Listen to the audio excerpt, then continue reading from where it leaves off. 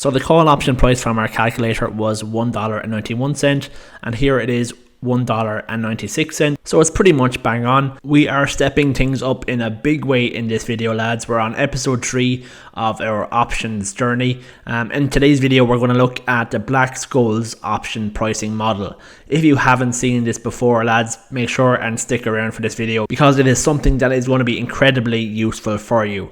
And I've gone ahead and I have created a calculator to just try and make it as easy as possible, because a lot of people, when they see these crazy looking formulas here, they run for the hills straight away. But don't worry, it's incredibly easy, and you will be missing out if you don't have a calculator like this if you are trading options. Essentially what the Black-Scholes model does is it calculates the premium that you pay when you buy either a call option or a put option. When you are looking at the prices that you can buy and sell your options at the moment, this is how the prices are derived. And it is very important that you actually know how something is priced before you go ahead and invest in it. This calculator has helped me hugely to understand options pricing, and I know it will for you too. And it is completely free to download. I will leave a link below in the description section if you want to get your own copy of this. Once you get access, all you will have to do is come up here to the top left hand corner, click File, make your own copy, and then you can have your own editable version of this calculator. Now let's go through exactly what you need to do when you are using this calculator. Depending on the option that you are looking at, there are 5 different variables that you will need to input here to do your calculation,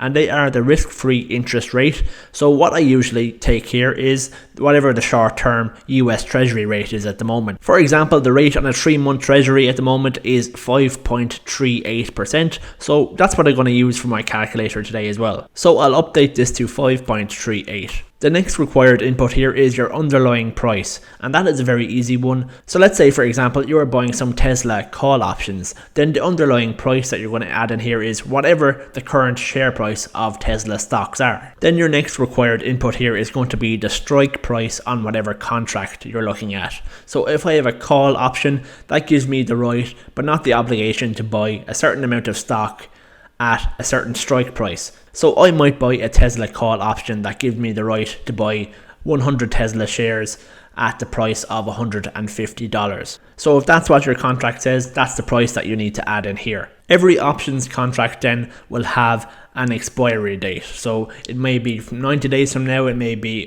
120 days from now, it could be a year from now.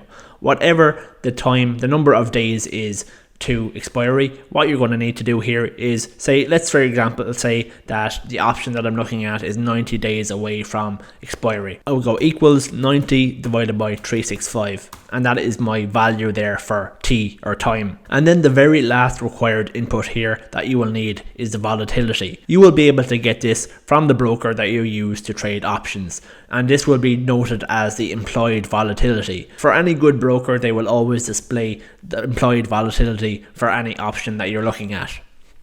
And it's just as simply a matter of taking that and inputting it in here. So now that I have showed you all of the required inputs, now we are going to actually push the calculator to the test to see if it's relatively accurate or not. So what I decided to do here is we're going to have a look at some Palantir options.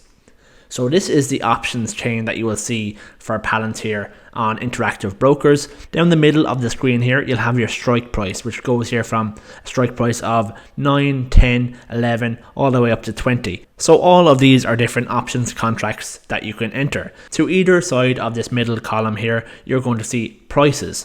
So on the left hand side, here are all the prices for the call options, and on the right hand side are all the prices for the put options. On the very top of the screen here as well, you can also toggle across to all of the different expiration dates. So there's a different options chain for each expiration date. So they have some options here that expire in 21 days, 28 days, 35 days, 42 days.